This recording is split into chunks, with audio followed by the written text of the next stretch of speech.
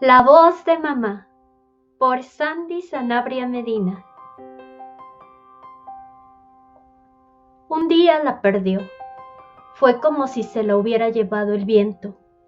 Dejamos de oírla cantar, tararear, mandar, confortar, dialogar, regañar, acariciar y más. Es como si la hubiera extraviado en algún lugar. No podíamos dejar que se perdiera, pues era esencial para ella y para toda la familia.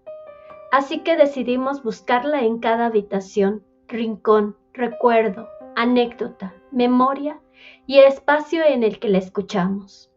¿Qué había ocurrido con la voz de nuestra madre? ¿En dónde estaba? De chicos habíamos escuchado a mi abuela contarnos sobre la que te invade.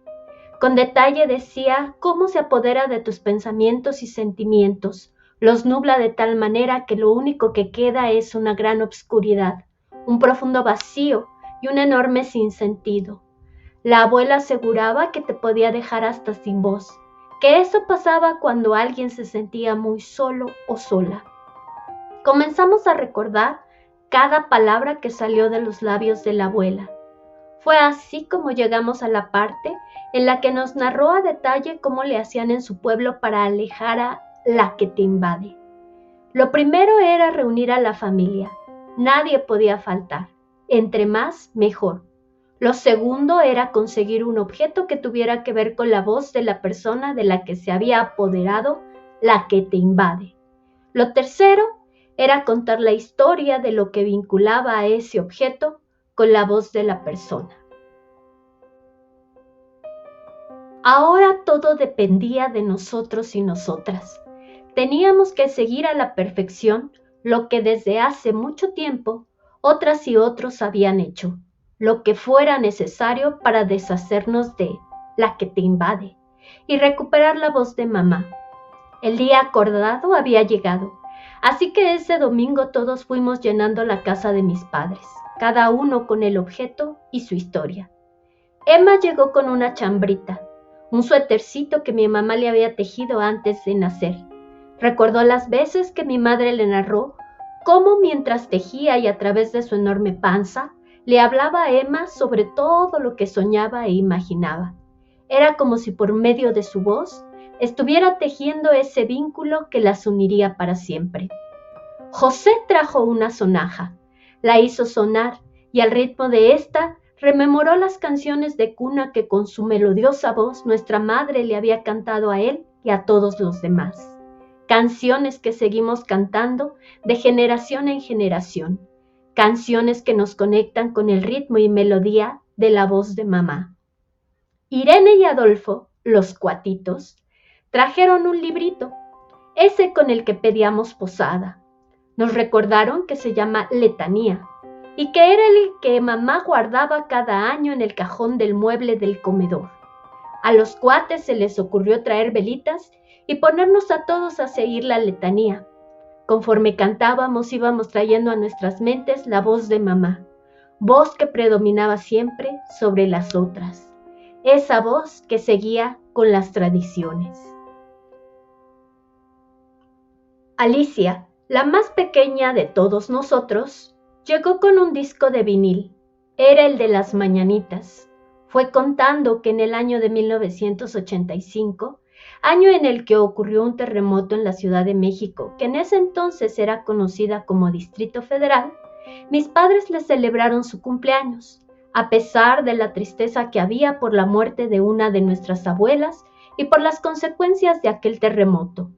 El cantar todos juntos las mañanitas para quien festeja su cumpleaños es fundamental. Alicia y cada uno de la familia lo aprendió de nuestros padres. Es como si al cantar con nuestra voz abrazáramos en ese momento al cumpleañero. Mi madre durante años nos ha abrazado con su voz. Mi padre sacó un álbum de fotografías familiares y entre todos empezamos a narrar lo que en cada una de esas imágenes había quedado plasmado. Fue increíble lo que cada uno pudo recordar y agregar a cada historia, la forma en que llenábamos aquellos huecos que había en nuestras memorias.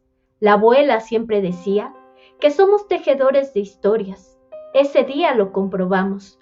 Fue como si entre todos estuviéramos intentando recocer a través de nuestras voces aquellos vínculos que necesitábamos fortalecer. La voz de mi madre tardó en resurgir ese día. Al principio, solo vimos asomar en su rostro algunos gestos y lágrimas. La familia entonces decidió seguir con las historias para abrazar y amar a mamá por medio de nuestras voces, como ella lo había hecho hasta aquel día en que la perdió. Cuando llegó mi turno, puse a un lado mi objeto, ya que descubrí que al final del álbum fotográfico había un sobre metido debajo de las fotografías de la última página. Lo saqué y reconocimos que era la letra de la abuela Licha.